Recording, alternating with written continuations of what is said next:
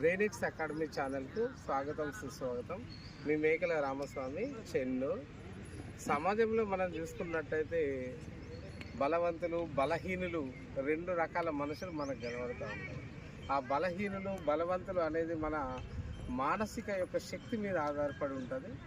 బలవంతుడు అనుకున్నవాడు ఎప్పుడూ బలవంతుడుగానే ఉంటాడు, బలహీనుడు ఎప్పుడూ బలహీన మనస్తత్వంతో ఉంటాడు.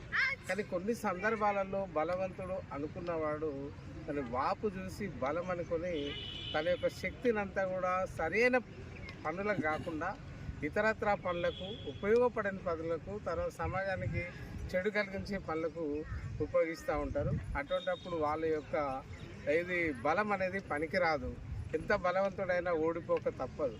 అదే వేమన పద్యాలలో బలవంతుడ నాకేమని పలువురతో నిగ్రహించి పలకడమేలా, బలవంతమైన సర్పము చలిచి మన చేత చిక్కి చావదే సుమతి.